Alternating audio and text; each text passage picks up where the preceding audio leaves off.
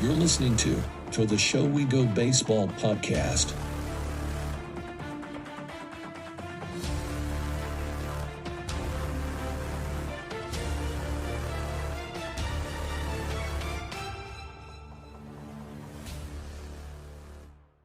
Oh, you got a front row seat at a few guys in the bullpen there in Boston this year. And one of my favorite, I guess, stories was just how good Josh Winckowski was. Like after being up and down last year and just, dealing with a bunch of things. So it's like, what was it like just seeing him go out there and succeed and just and have a ton of success at the major league level like that? Yeah, it was crazy, man. Seeing the improvements Josh made, and just watching him throughout the whole season, he was just so fun to watch, man.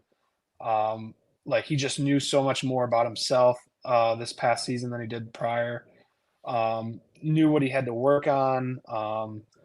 Knew what pitches were going to work for him in certain counts and different situations. And it was just so fun to watch him succeed last year.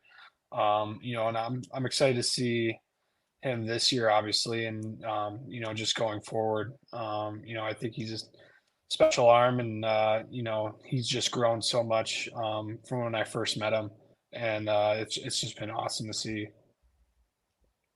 Kenley Jansen coming over this year. It seems like there was especially early in the season, everything that I read was just he had really taken over as the leader of the bullpen. Would you say that that's accurate? And what's Kenley's like? What's his relationship with the younger pitchers like? Because he's been around the block a few times. It was just a combination of all the veteran guys back there. I mean, Chris Martin and Kenley and.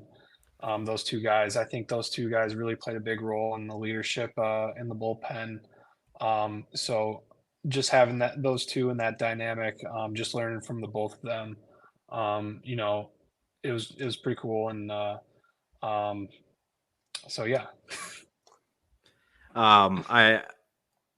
It's going to be a little random, but you have a grade A mustache joining the bullpen with Greg Weissert. Oh, and Isaiah Campbell too. And Isaiah Campbell as well. And I know Joe Jakes was rocking one when we interviewed him. I know Wink was. I think he always teases one at the beginning of the year, but we've seen the handlebar. Yeah. Are you gonna be able to keep up with the times of the grade A facial hairs that are joining the bullpen? Yeah, I should be. I mean, I ended up trimming my beard a couple weeks ago, so I'm hoping I can get this thing you're going. Looking a little lighter. Yeah, it's a little bit lighter now, but I'm going to keep it going. It's going to grow back out, and hopefully I can be the leader of the beards. So okay. Would you ever consider being a part of the mustache gang? I think my mustache days are over, unfortunately.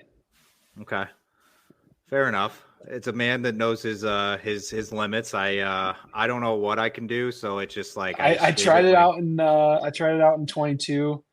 I just don't think it's gonna work out for the future, having a mustache only. I had an unpleasant experience this past year in Worcester where I shaved my entire face besides my mustache, and it was very early on in its infancy of mustache days.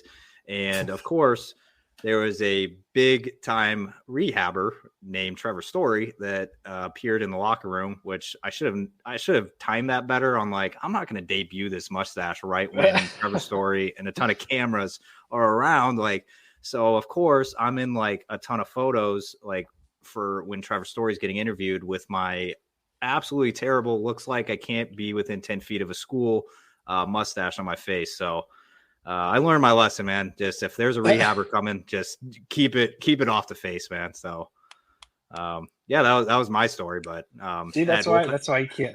That's why the mustache just doesn't work out. You know, it was bad. Is this guy crazy, or is this guy? There's just too many factors going in with a mustache. I feel like. Yeah, I'm not Ryan Fernandez. I couldn't pull it off. Ryan Fernandez had a great one. Now there might be a goatee debut this year, but I'm not sure yet though. Oh, okay. That'll be interesting. It'll be interesting seeing this now. Like, there's hype for what's he going to go with What's it going to be? Jamie Westbrook teased us with that too. Because he had a mustache last year because he was with the Yankees system. So I remember his face when it would go up in the jumbotron in Polar Park, it would just be like just a huge mustache, and then it's like he was like, well, I do well for a couple weeks, and then I start doing bad, and then I think it's the mustache, shave it, and I go through it like 4 times, and I'm like, I wonder if guys in the bullpen are kind of like that, where there's like, I've had a couple bad outings, I got to get rid of whatever's going on and just like start clean. I don't know. So yeah, I mean, like sometimes it's like that. I mean, I remember Alex Cora shaving his beard because there was a losing streak, so it's not limited to the players. Good point. So I got a question about another reliever. That's one of my favorite players, Zack Kelly. Love his story. Great changeup. And it was one of, for me, the worst moments of the season when he hurt his elbow back in April, and it looked like that might be it for him. But worked through it.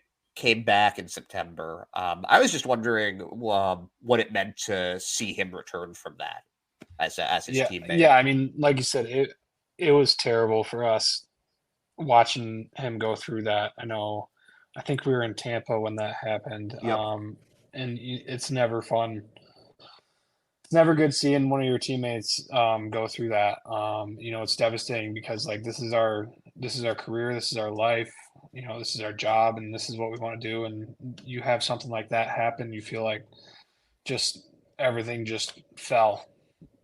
And it's nice to see him be able to come back, towards the end of the season last year, and have him get back on the mound for us. And it was really cool to see.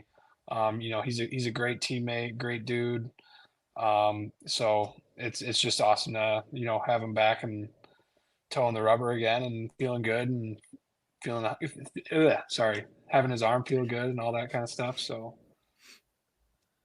I know you're close with our guy Rob Bradford a little bit. I know you appeared on his show not too long ago as well, and we love Rob Bradford. But on that topic, he had one of your newest teammates on the show. I think it was yesterday, Tyler O'Neill. Mm-hmm. And I listened to Bradfo ask him about his, what do you max out at on your bench, on your squat? And this guy is lifting like an F-150 for his like bench press. So his diet that he takes in and just everything, it was just, it blew my mind that's like an actual like person. Are you familiar with him at all? And are you going to be a little intimidated in the weight room in spring training? I don't know him too well. I know of him. I've never met him before. I know he lifts a lot of weights and all that kind of stuff. I think I saw, like you said, the Bradfo show. Canada. His father was Mr. Canada. I definitely don't lift as much weight as he does. I don't think I could lift it that much. I'd probably break my back. But yeah. Yeah, it's. I don't think I'm going to be intimidated, but.